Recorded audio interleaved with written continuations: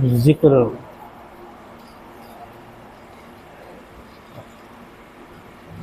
ज़िक्र दो चीज़ों को कहते हैं। एक लफ्ज़ अल्लाह अल्लाह अल्लाह कहना, इसका नाम ज़िक्र है। दूसरा अल्लाह का कलाम पढ़ना।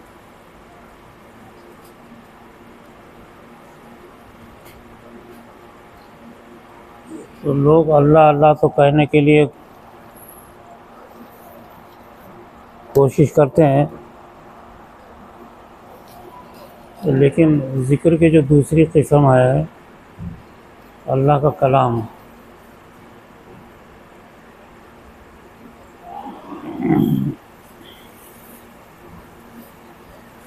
पिछली उम्मतों को सिर्फ अल्लाह का ज़िक्र ही बस काफ़ी था।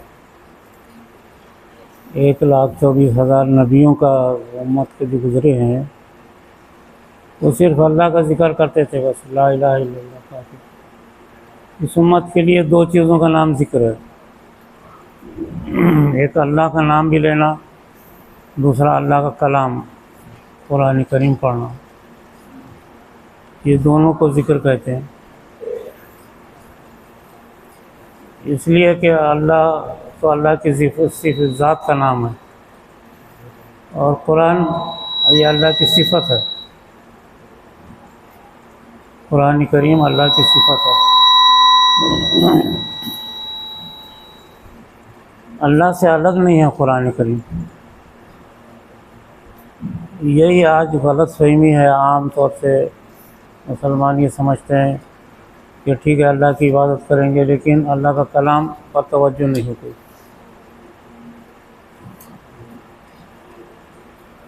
अल्लाह की सिफ़त है, जैसे किसी शख्स का नाम ज़ैद है और वो बहुत बहादुर है, तो शख्स का नाम ज़ैद तो खैर उसकी ज़ात का नाम है और बहादुरी उसकी सिफ़त है।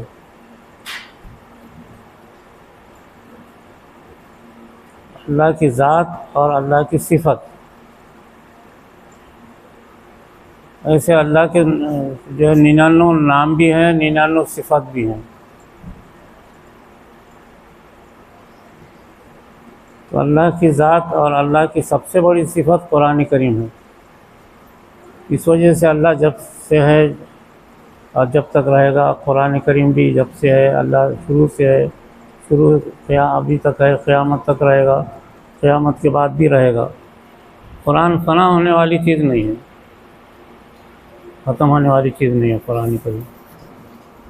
आजकल हमारे आम मुसलमानों के ज़हन में अल्लाह को तो याद करते हैं, कुरान समझते हैं कि ये किताब है, इसको पढ़ना नहीं पढ़ना ज़रूरी नहीं, ये समझिए। कुरान को अल्लाह से अलग तस्वुर हमारे जहन में है, तो इसमें ईमान मुकम्मल नहीं होगा।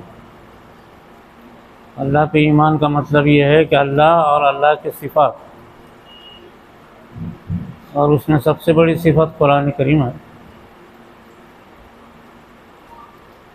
अल्लाह की ये सिफ़त किसी नबी पर नहीं उतरी थी, 1,24,000 नबियों को नहीं था, सिर्फ इस उम्मत के लिए हुज़ूर सल्लल्लाहु अलैहि वसल्लम पर उतारी गई।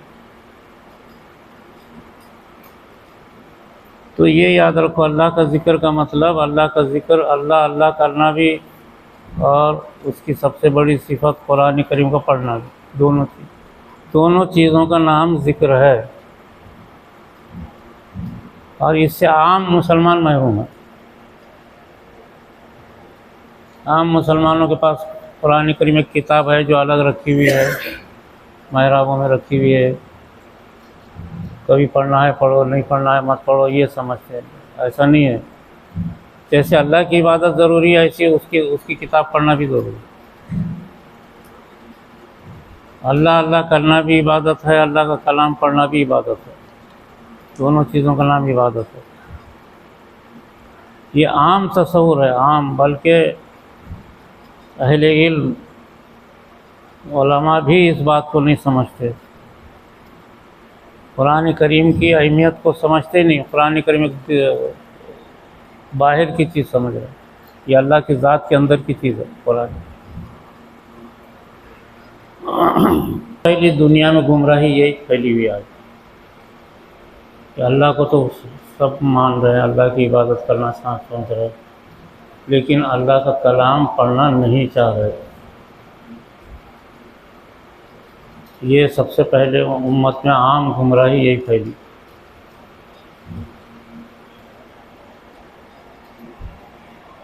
और दुनिया में कई ऐसी कोशिशें हुई कि लोगों को कुरान करीम की अहमियत को ख़त्म कर दिया जाए।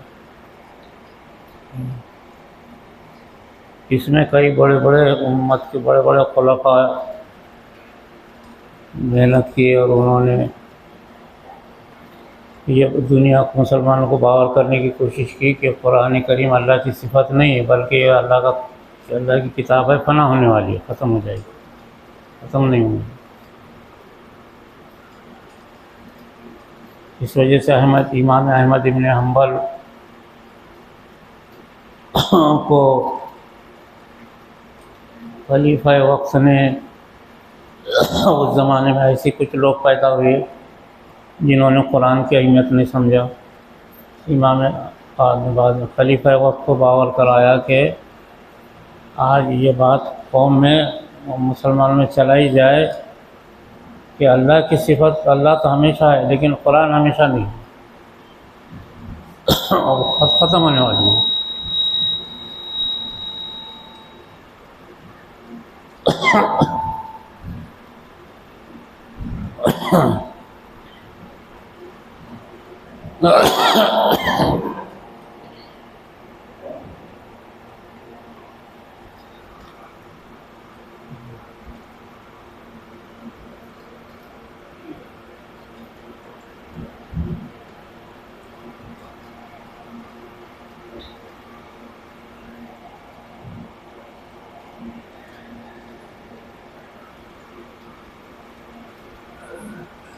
इमाम अहमद इब्न हम्बल ने इस फितने का मुकाबला किया कि कुरान करीम अल्लाह की सिफत है और फना होने वाली नहीं, हमेशा रहेगी। वरना उनको तकरीबन 10 साल तक सजाएं देते थे खुलफा उस ज़माने के खलीफा बनो अब्बास। हमारा वो एक तफसील है, लेकिन ये बात आम मुसलमानों में फैली हुई है कि अल्लाह की ज़ात तो ठीक है अल्लाह पे ईमान है, लेकिन कुरान करीम एक किताब है, उसे पढ़ना या नहीं पढ़ना ज़रूरी है, ये समझे हैं आम मुसलमान। तो हमारी जो मारिफत इलाही का जो काम है अपना अल्लाह को पहचानने का, उसके लिए 2 चीज़ें ज़रूरी है। अल्लाह का ज़िक्र भी करना, अल्लाह का कलाम भी पढ़ना, तो ही अल्लाह के पहचान होगी, मारिफत इलाही हासिल होगी और तसव्वुफ़, रूहानियत, गैब का आलम सब नज़र आएगा। जब तक कि 2 चीज़ें न होंगी, खाली अल्लाह का ज़िक्र करने से मारिफत अल्लाह की हासिल नहीं होती। दोनों चीज़ें अगर करेंगे तो फ़ौरन अल्लाह की मारिफत हासिल हो जाती है। अल्लाह की मारिफत की 2 चीज़ें रहती है असल। इससे मारिफत का मतलब क्या है, इसमें इंसान को 2 चीज़ें हासिल होती हैं।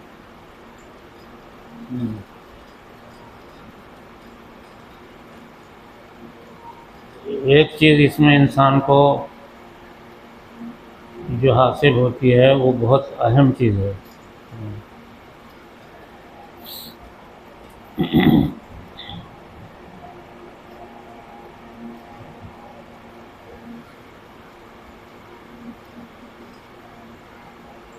दोनों चीज़ों की अगर कोई पाबंदी करे, अल्लाह के ज़िक्र की, अल्लाह के कलाम की, तो 2 चीज़ें हासिल होती हैं।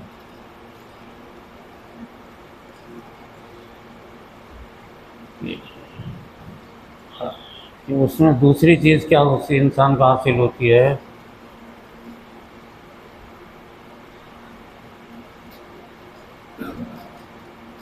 कि अल्लाह के अलावा अल्लाह की मखलूक की फ़िक्र हासिल होती है।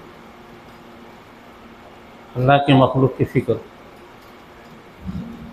अल्लाह की मखलूक में आज के जैसे इंसान क्या है, आजकल सिर्फ अपना नफ्सा नफ्सी अपने खुद को देखता है बस। इंसान की सबसे बड़ी गुमराही ये है कि इंसान खुद को देखता है, अपना फ़ायदा करता है। लेकिन ज़िक्र करने से इंसान के अंदर अल्लाह की मखलूक से मोहब्बत पैदा होती है। वो अपने रिश्तेदारों के साथ सही सलूक करता, पड़ोस के साथ सही सलूक करता, ये इसी तरीके से आम मुसलमानों के साथ अच्छा सलूक करता, बढ़ते बढ़ते सारी इंसानियत के साथ सलूक करता, यहाँ तक कि गैर ईमान वालों के साथ भी सलूक करता। ये चीज़ इंसान को हासिल होती ज़िक्र करने से। आजकल क्या है, इंसान खाली अपने को देख रहा, खुद अपना फ़ायदा हो, बाकी किसी को भी नहीं देखता। यहाँ तक कि बाप अपनी औलाद को भी नहीं देखता, औलाद बाप को भी नहीं देखती, भाई भाई को नहीं देखता। इंसान जो है खुद को देखता, बाकी किसी को भी नहीं देखता। किसी रिश्तेदार की मदद नहीं करता, माँ की नहीं करता, बाप की नहीं करता, बहन की नहीं करता, पड़ोस की नहीं करता, रिश्तेदारों की नहीं करता, किसी को भी नहीं देखता। आजकल इंसान की सबसे बड़ी गुमराही ये है। ज़िक्र करने से इंसान को अल्लाह के मखलूक से मोहब्बत हो जाती है और अल्लाह की मखलूक भी मोहब्बत करने लगती इंसान से, ज़ाकिर से।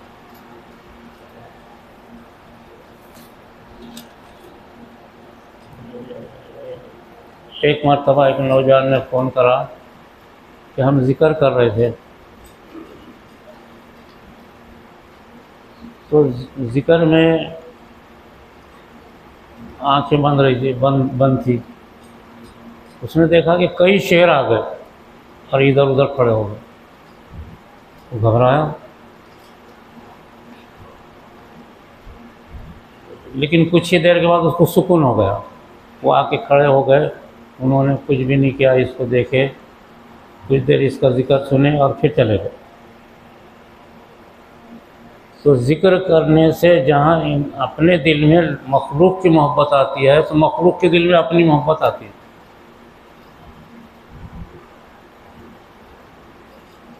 औरंगाबाद के एक साहब ने फ़ोन किया, कहने लगे कि मैं एक दिन जा रहा था बाज़ार में से, जाते जाते कुछ लोग मेरे करीब आए, उन्होंने मेरे से मुसाफ़ा किया और मुसाफ़ा करके मेरे से अक़ीदत का इज़हार किया। उसके बाद उनके साथ साथ एक और बुज़ुर्ग आए, उन्होंने भी मेरे से मुसाफ़ा किया। उसके बाद वो चले गए। अब मैं देखता रहा कि भाई ये कौन लोग थे। अब मैं इधर देखा उधर देखा, कुछ देर के बाद कोई भी नज़र नहीं आया। उसके साथ फिर खुशबू आना शुरू हो गई, वो लोगों के साथ खुशबू। और वो खुशबू इतनी फैली कि मैं देखता रहा। वो लोग तो नहीं मिले, लेकिन खुशबू मेरे साथ में थी। फिर वो खुशबू तलाश करते करते मैं एक जगह गया। मेरा जो जाना था एक जगह, वो रहेगा किधर ही, लेकिन वो खुशबू के चक्कर में मैं चला एक जगह। जाते जाते देखा एक मज़ार था और वो मज़ार में से यही खुशबू आ गई थी। तो उसको आवाज़ आई कि असल में आपसे मुलाकात के लिए हम लोग आए थे। वो बुज़ुर्ग और उनके साथ और कुछ लोग आए थे। ज़िक्र करने की वजह से वो लोग भी मोहब्बत करते हैं ज़ाकिर से, जिनसे मिले, मुलाकात किए, चले गए। वो साहिब मज़ार भी आए थे, उसमें जो बुज़ुर्ग नज़र आए थे वो साहिब मज़ार थे। गैब से आवाज़ आई कि असल में हम लोग अपने साथियों के साथ आए थे और आप ज़ाकिर हैं, इस वजह से आप गुज़र रहे थे हमारे करीब से, तो हम आपसे मिलने के लिए आए थे, मुसाफ़ा करे चले गए। ज़िक्र की वजह से इंसान को ये कैफियत हासिल हो जाती है। तो ज़िक्र से एक चीज़ तो ये होती है कि इंसान को मखलूक से मोहब्बत होती है। आज देखो हर एक को एक दूसरे से दुश्मनी है, हर पड़ोस दूसरे पड़ोस से दुश्मनी रखता है, हर व्यापारी दूसरे व्यापारी से दुश्मनी रखता है, हर रिश्तेदार दूसरे रिश्तेदार से दुश्मनी आम हो गई, नफरत आम हो गई, सिर्फ अपने खुद को देखता है। अगर जिक्र करता रहा तो इंसान के दिल से दूसरों की नफरत ख़त्म हो जाती और फिर दूसरे इससे मोहब्बत करने लगते हैं। इस वजह से सहाबा किराम के पास अक्सर ज़िंदगी में कई मरतबा सफ़र के अंदर जब वो जंगलों में सफ़र करते थे तो शेर आते थे और वो रास्ता बताते थे, ये रास्ता है। अब कई ऐसे वाक़यात सहाबा की सीरत में मौजूद हैं। ये चीज़ आजकल इंसान को सिर्फ इससे हासिल होती है। अब आजकल देखेंगे आप, एक इंसान को दूसरे इंसान से कोई ताल्लुक़ ही नहीं है, एक रिश्तेदार को दूसरे रिश्तेदार से कोई ताल्लुक़ नहीं है, एक दूसरे के साथ कोई मोहब्बत की बात नहीं करता, एक दूसरे के साथ चुगलखोरी करेगा, गीबत करेगा, झूठ बोलेगा, इल्ज़ाम लगाएगा। यानी किसी भी शख्स को दूसरे से मोहब्बत बाकी नहीं रही अपने अलावा, ये जिक्र नहीं होने से हुआ। तो मखलूक से जो मोहब्बत पैदा होती है, इसी वजह से आप सल्लल्लाहु अलैहि वसल्लम चूँकि सबसे बड़े मनसब पर थे, तो आप पूरी इंसानियत, आप सिर्फ मुसलमानों के लिए दुआ नहीं करते थे, पूरी इंसानियत के लिए दुआ करते थे। मुसलमान हो या गैर ईमान वाला हो, गैर मुस्लिम, सबके लिए दुआ करते थे। और इस आज भी क़ब्र अतहर से आप पूरी उम्मत के लिए दुआ कर रहे हैं। और मैदान हश्र में भी आप सिर्फ मुसलमानों को ही नहीं देखेंगे, बल्कि आम इंसानियत को, 1,24,000 उम्मत की अंबिया की उम्मत पर आप तवज्जो करेंगे। अब जो उसमें ईमान वाले हो वो नजात पाएंगे, जो ईमान नहीं लाए वो उनका नजात पाना मुश्किल हो जाएगा। लेकिन आप पूरी उम्मत के लिए, इंसानियत के लिए दुआ करेंगे क़यामत के मैदान में। तो इसी वजह से आपने फरमाया कि मैं तुम्हारे लिए, सारी इंसानों के लिए 50,000 बरस मैदान हश्र में दौड़ता रहूँगा, ताकि इंसानों को नजात दे। तो आपको सारी इंसानियत से मोहब्बत थी, इस वजह से सबसे बड़ी इबादत आजकल ये है कि इंसान पूरी उम्मत के लिए दुआ करे, ये सबसे बड़ी इबादत है। उसके लिए हदीस में 3 लफ्ज़ हैं। अगर ये 3 लफ्ज़ इंसान अगर हर नमाज के बाद बोले तो मरने से पहले उसको कुतुब का मर्तबा मिल जाएगा।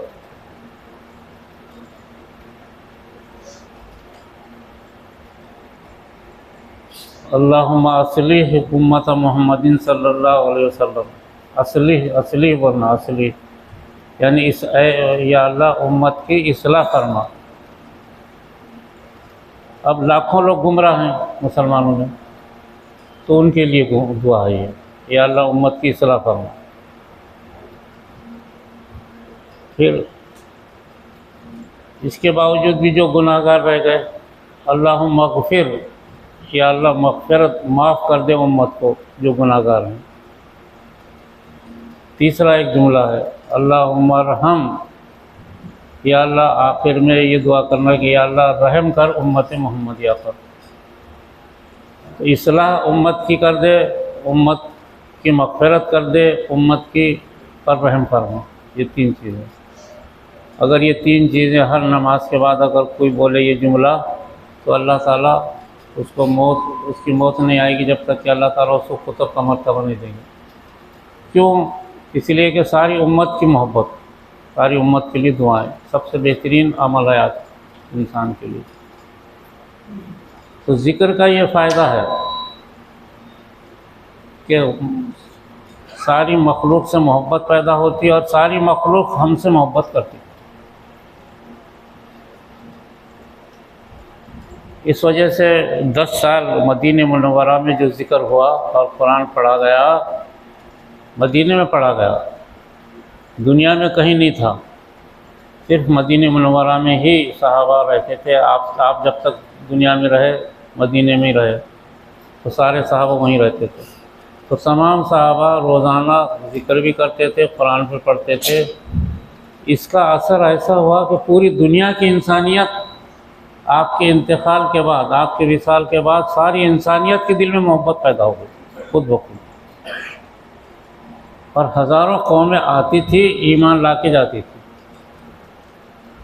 सबके दिलों में मोहब्बत पैदा हो गई। सिर्फ मदीने में जो जिक्र हुआ, पूरे अर्ज़ के अंदर इंसानों के दिलों में मोहब्बत पैदा हुई। यहाँ तक कि हिंदुस्तान में खुद जो बड़े बड़े पंडित थे, इनके दिलों में मोहब्बत पैदा हुई कि एक आखिरी नबी आ गए। यहाँ बैठे बैठे बोल दिए। पहाड़ों में जो ईसाई बैठे हुए थे उन्होंने बोल दिया कि आखिरी नबी आ गए। तो ये बरकत थी असल में सहाबा के ज़िक्र करने की वजह से। एक चीज़ इंसान को ये हासिल होती ज़िक्र से,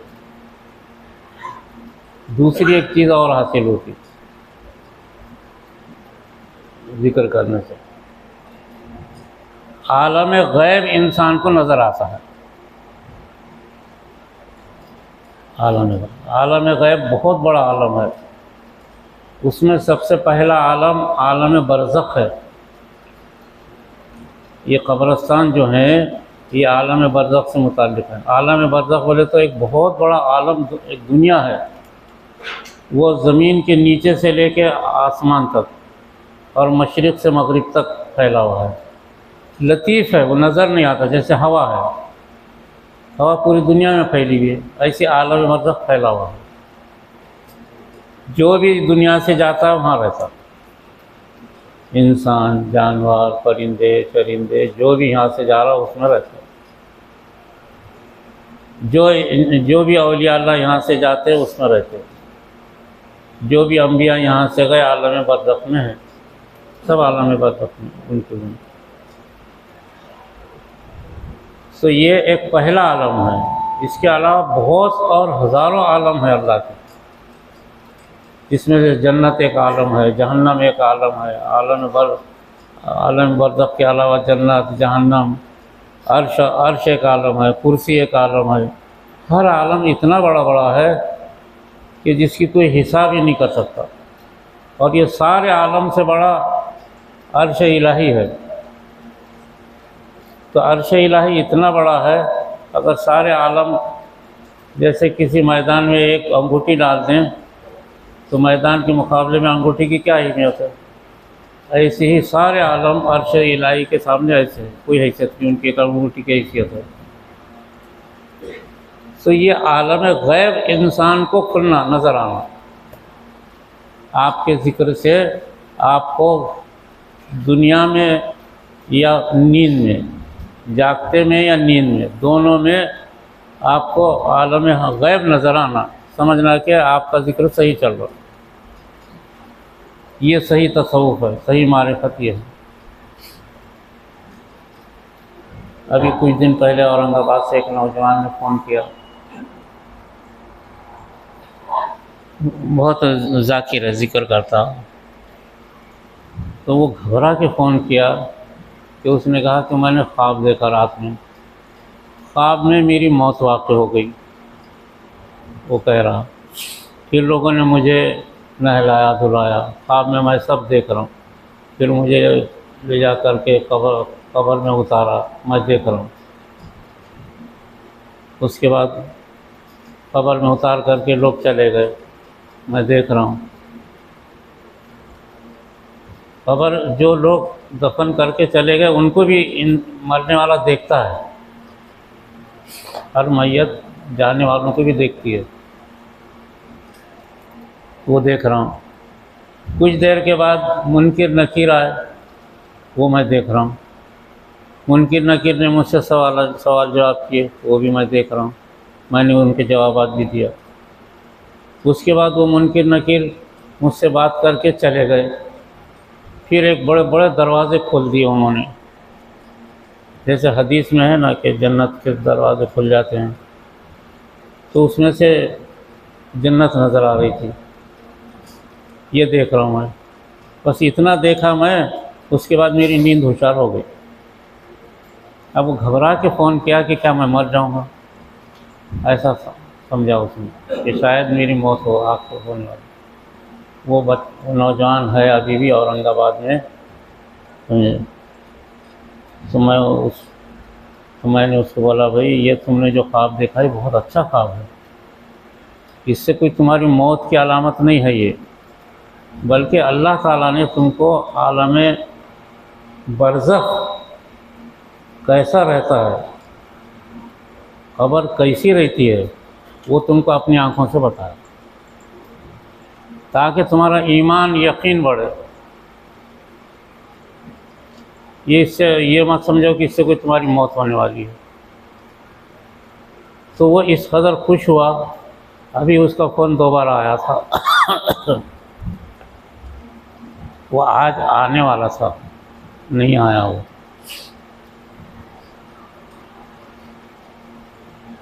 वो वहीं है औरंगाबाद में। तो एक ऐसे हमारे ज़ाकिरीन को बहुत सारी चीज़ें नज़र आती हैं। ज़िक्र का ये दूसरा फ़ायदा है कि आलम बरज़ख इंसान पे खुलता रहता, बुज़ुर्गों से मुलाकात होती रहती। अभी किसी ने मेरे को फ़ोन किया कि हज़रत कुतुबुद्दीन बख्तियार काकी से मुलाकात हुई। तो मैं उससे पूछा, उन क्या अलामत क्या देखा तूने? तो कहा कि अलामत कुछ भी नहीं, मेरे को उनके पगड़ी से ऐसा महसूस हो रहा था कि वो यहाँ के नहीं है। ये बख्तियार काकी रहमतुल्लाह अलैह हज़रत मोइनुद्दीन चिश्ती रहमतुल्लाह अलैह के साथ आए थे, और ये रहने वाले बुखारा समरकंद ताशकंद के हैं। उस इलाके की पगड़ी बांधे हुए थे वो। हज़रत मोइनुद्दीन चिश्ती रहमतुल्लाह अलैह ने के साथ रहे। उसके बाद हज़रत ने आखिर ज़माने में उनको दिल्ली भेजा, ताकि तुम यहाँ रहना। फिर वो दिल्ली में रहे। हज़रत के इंतकाल के बाद हज़रत ने कहा था कि तुम्हें सारा काम हिंदुस्तान का अब तुम संभालना। वो जानशीन बने हज़रत कुतुबुद्दीन बख्तियार काकी रहमतुल्लाह। तो उसने कहा मैंने देखा हज़रत को। ऐसे कई लोग फ़ोन करते रहते। अभी कुछ दिन पहले एक ने फ़ोन किया कि मैंने हज़रत मोइनुद्दीन चिश्ती रहमतुल्लाह अलैह से मुलाकात किया। हज़रत मेरे साथ, मैं ख्वाब में देखा कि मैं अजमेर गया तो हज़रत जो है मेरे को लेने के लिए आए और मुझसे कहा कि चल चल हमारे साथ चल। मुझे ले गए, वो वहीं ले गए जहाँ हज़रत का मज़ार था, और वहाँ ले जा कर के हज़रत गायब हो गए। तो मैं समझ गया कि हज़रत मोइनुद्दीन चिश्ती रहमतुल्लाह अलैह हैं ये। उसने पूरी तरीक़े से हज़रत को देखा, बातचीत किया। हज़रत ने कहा कि अब तुम यहाँ रहो, बस हम चलते हैं, ये कह करके निकल गए हज़रत। आलम ग़ैब का खुलना, ज़िक्र अस्कार, आप ऐसे ज़िक्र अस्कार इतनी पाबंदी से करो कि आलम ग़ैब पूरा, सबसे पहले आलम बरज़ख खुलता है। बस ऐसे हमारे ज़ाकिरीन कई जगह आलम बरज़ख को देखते रहते, बुज़ुर्गों से मुलाकात करते रहते। एक शख्स ने फ़ोन किया क्या कि मैं मूसा अलैहिस्सलाम को देखा मैंने ख्वाब में, हज़रत ख्वाब में नींद में मूसा अलैहिस्सलाम मुझे पकड़ लिए। मैंने देखा उनके हाथ में बहुत बड़ा डंडा था और ऊंचे पूरे थे। हज़रत ने मुझे पकड़ा और लेके चले मुझे, तो समंदर के करीब लेके गए, और मूसा अलैहिस्सलाम वहाँ जाके गायब हो गए।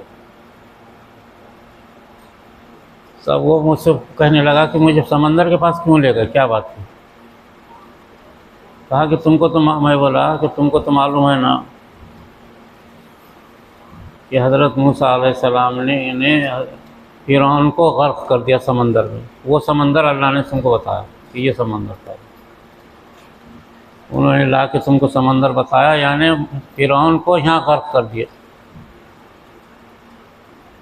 तो वो देखा, उसने समंदर नज़र आया उसे, बहर कुल्ज़ुम है वो, जिसमें फ़िरौन गर्क कर दिया गया। बहर कुल्ज़ुम है, जो लोग जुग़राफ़िया के माहिरीन हैं वो बहर कुल्ज़ुम कहाँ है जानते हैं। बहर कुल्ज़ुम एक समंदर की पट्टी है। ये लोग इधर से उधर पहले जाया करते थे, उसमें बहर कुल्ज़ुम पर से गुज़रते थे पहले बड़े बड़े कश्तियों के ज़रिए से। वो बहर कुल्ज़ुम आज भी मौजूद है। उसके बाद बहुत ज़माने तक जो है लोगों ने कोशिश की, कई बादशाहों ने कोशिश की कि इस बहर कुल्ज़ुम से फ़िरौन का ख़जाना निकाला जाए, क्योंकि ख़जाने के साथ दफन हुआ हो। तो कोई चीज़ नहीं मिली, आज तक ख़जाना नहीं मिला। लश्कर, लाखों का लश्कर था, लश्कर नहीं मिला, सामान नहीं मिला, कोई चीज़ नहीं मिली। सिर्फ उसका जिस्म बाहर फेंक दिया था समंदर में। वो जिस्म मौजूद है आज भी रखा हुआ फ़िरौन। तो वो कह रहा था कि मुझे मूसा अलैहिस्सलाम की शक्ल सूरत अच्छी तरीक़े से याद है। वो बहुत ऊँचे पूरे थे और हाथ में जो लकड़ी थी वो आसाए मूसा था। मूसा अलैहिस्सलाम को तुम्हारे आसाए मूसा का भी ज़ियारत किया, देख लिया, मुझे नज़र आया। तो ज़िक्र अज़कार करने से आलम ग़ैब खुलता है। और अल्हम्दुलिल्लाह आप लोगों में कई ऐसे लोग हैं जो आलम ग़ैब को देखते हैं। ये दो चीज़ें इंसान को ज़िक्र से हासिल होती हैं, ज़िक्र करने से।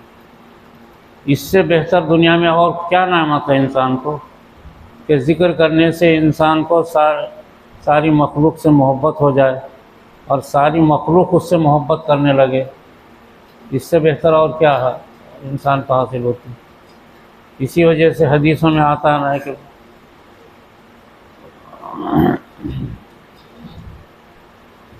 कि सारी मखलूक, जो लोग रोज़ा रखते हैं, जो लोग नमाज़ पढ़ते हैं, जो लोग ये जो है कुरान पढ़ते हैं, ज़मीन के सारे चरिंदे परिंदे, दरख्त, शजर अजर सब उनके लिए दुआ करते रहते हैं। सारी मखलूक दुआ करती है। तो अल्लाह के ज़िक्र से इंसान को सारी मखलूक से मोहब्बत होना और सारी मखलूक हमसे मोहब्बत करना, एक चीज़ ये है। इसी वजह से सहाबाए किराम, जो तकरीबन 1 लाख सहाबा थे जो पूरी दुनिया में फैले, और वो वापस नहीं आए आज तक। 90,000 सहाबा वापस नहीं आए, तो उनको किसी जगह कोई नुकसान नहीं पहुंचा। और आज भी उनके जिस्म अतहर निकलते रहते हैं सहाबा।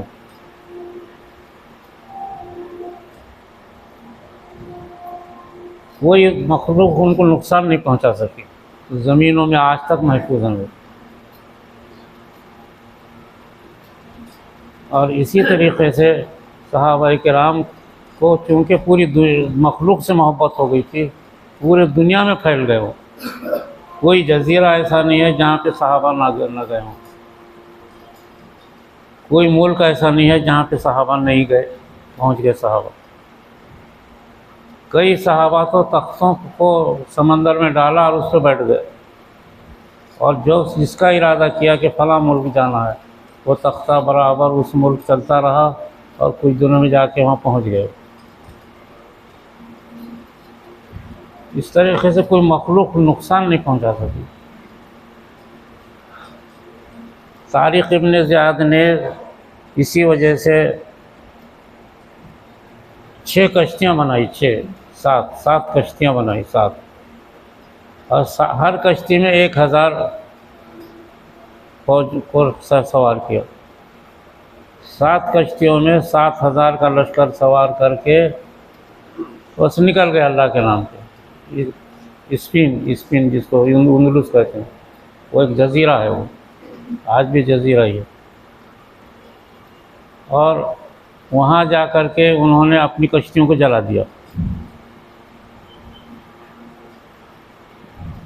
जबकि सामने स्पेन के अंदर 2 लाख का लश्कर सामने खड़ा हो गया उनके मुकाबले के लिए, और ये 7000 आदमी।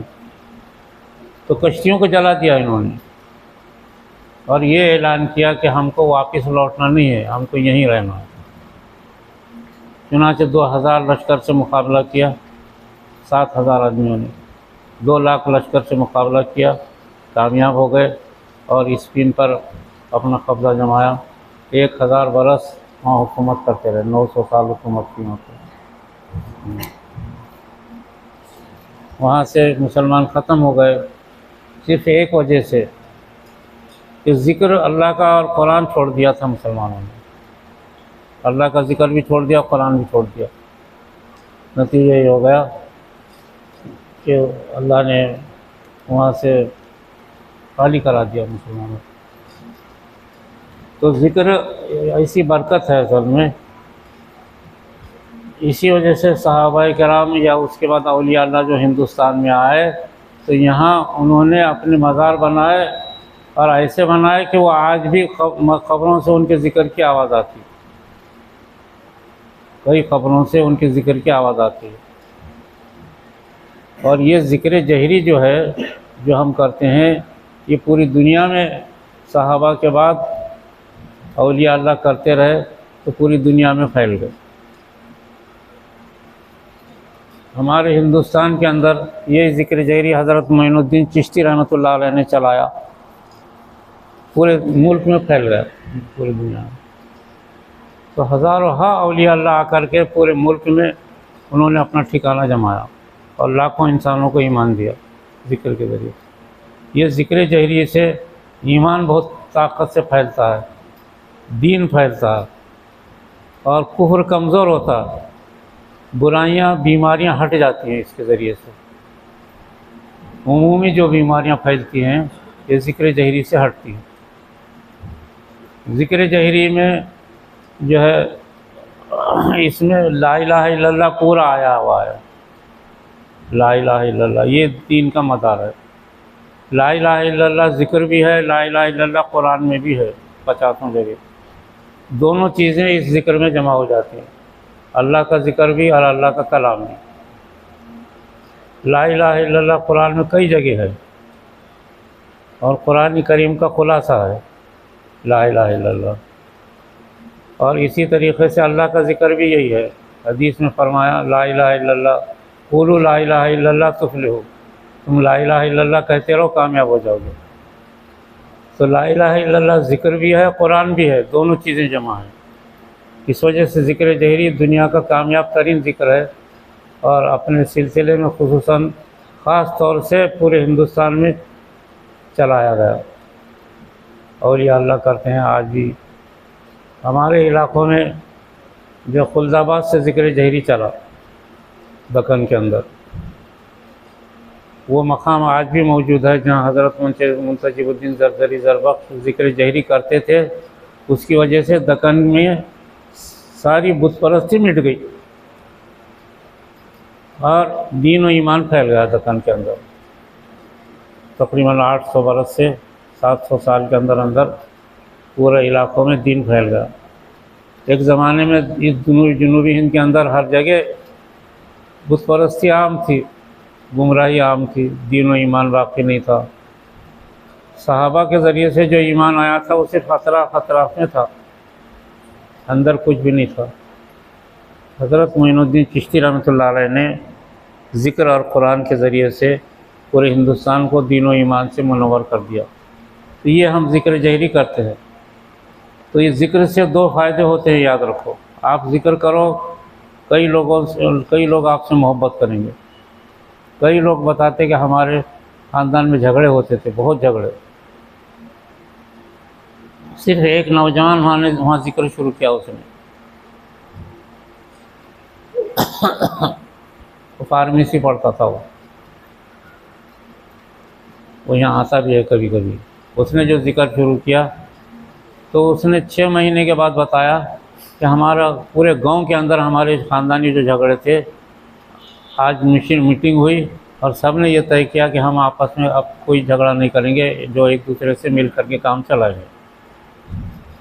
तो ये एक नौजवान के ज़िक्र की वजह से पूरे ख़ानदान में मोहब्बत पैदा हो गई। ऐसे कई वाक़यात हैं। एक साहब ज़िक्र करने लगे, बोले हमारे भाइयों में झगड़े थे, ख़त्म हो गए। तो ज़िक्र से मखलूक से मोहब्बत पैदा हो जाती है और मखलूक अपने से मोहब्बत करने लगती है। एक तो ये बात है। और दूसरा, ज़िक्र के ज़रिए से आलम ग़ैब आपको नज़र आएगा, दिन में नज़र आएगा, ख्वाब में नज़र आएगा। दिन में नज़र आया तो उसको मुशाहिदा कहते हैं और ख्वाब में नज़र आया तो उसको बशारत कहते हैं। दो चीज़ें ये इंसान को हासिल होती है।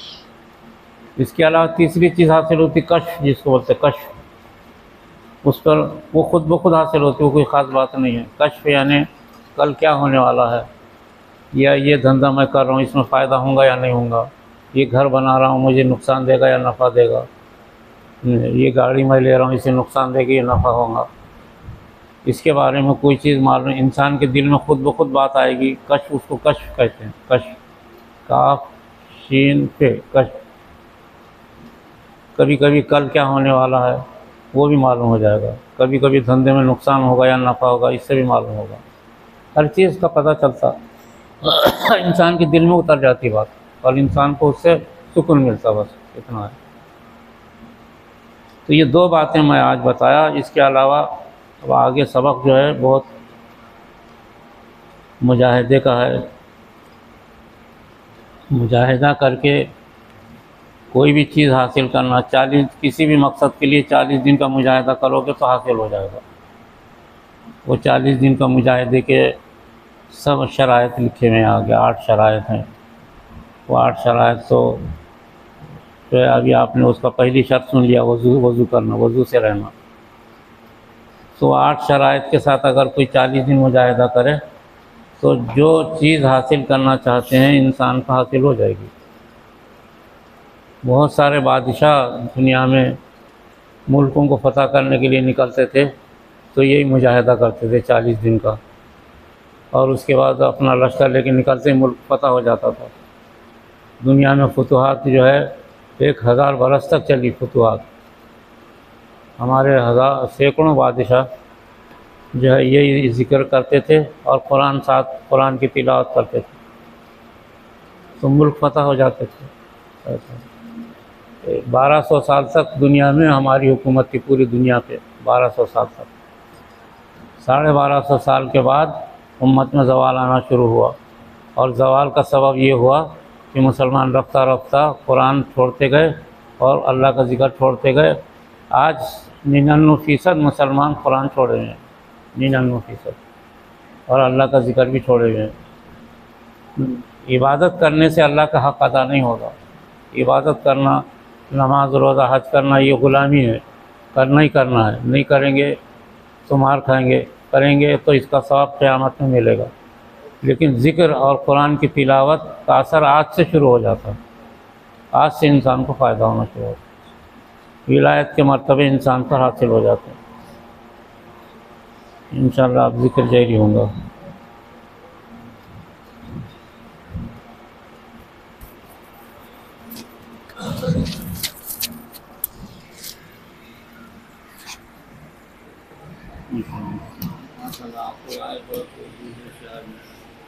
ज़िक्र जारी होगा। कौन कराएगा ज़िक्र जारी?